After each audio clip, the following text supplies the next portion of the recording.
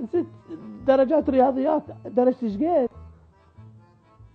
10% حرامات. زين بالعربي ايش قد؟ 20% راد 80. واحد يقريني يلا عيد السنة شو اسوي؟ لك حسوني تقوم ما بقالي وقت. ستي ايش؟ لك اني امك. الو ماما. هلا بيك. يلا اعطيني وانا صار لي ساعه ادور على المشمر مالته واقول وينه. امشي طيني. ماما انا ما اقدر انام الا على ريحتك. اي ريحتك كشمير، ما تعرفها ريحتي؟ من هاي انا احب الافلام الهنديه. لقد ما استعملين كشمير. اقول لك البارحه لما ظليت انت نايم؟ ما تاخرت 3 الصبح. شلون 3 الصبح؟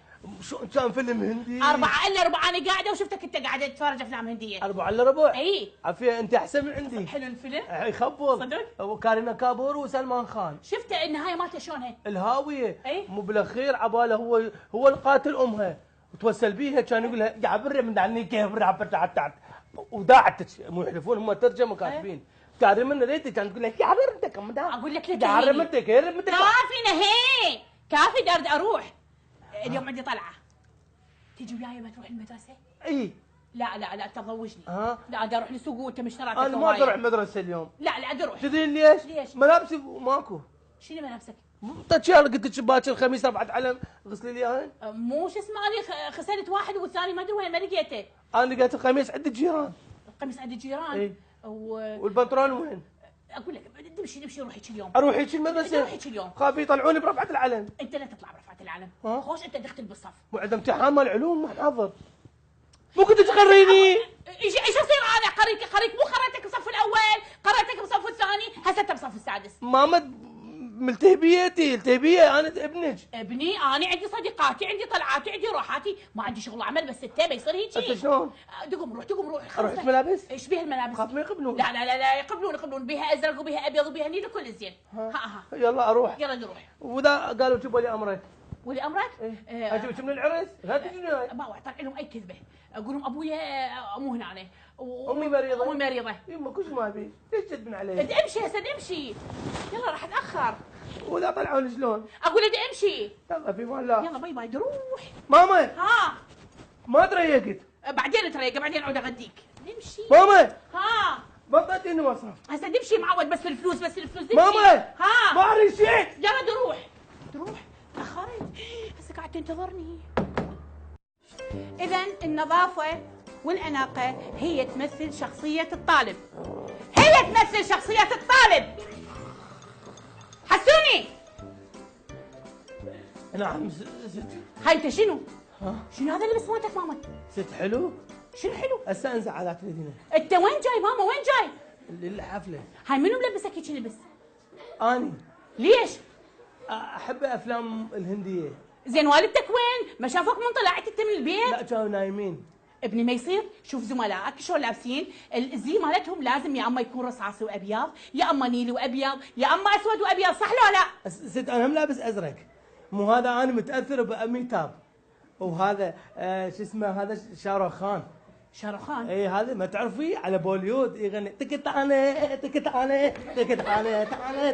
بس فد حلو يقع من الجبال تلقي سياره بيب ويطلع. حسوني ابني شوف زملائك ايش لابسين. اي ست ما يصير ابني انت جاي مدرسه زين، جاي يعني المدرسه نعتبرها الاسره مالتنا، البيت مالتنا، صح لو لا؟ دائره رسميه نعتبرها. ما انا اضوج احب الالوان تلبسها برا، من عندك طلعه، من عندك سفره، تكون بالبيت رايح على اجدادك، رايح على اصدقائك، صح لو لا؟ بس هي مكويه مو؟ مين المكويه هاي؟ مو كل ما اروح المكوى القاه معزل، ذاك اليوم لقيته مطفي. شو مطفي؟ ابو المولده ما مشغل له. جيت العصر لقيته نجار، بس شلون يسوي لفات؟ كل برتقاله لكبرها. انت احنا وين بدنا نحكي وانت وين تحكي ابني؟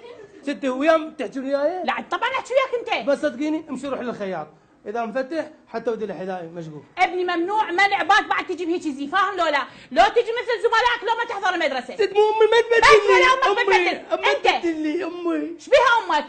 بلتهي بالتلفزيون. امك بلتهي بالتلفزيون؟ اي ما تباع علي. اذا الغلط منك ربة الاسره، المفروض قبل ما يطلع ابنك المدرسه تباعين الهندام مالته والترتيب مالته هو جاي المدرسه، ما جاي انه سفره، فهذا التقصير كليته من عندك بالاول.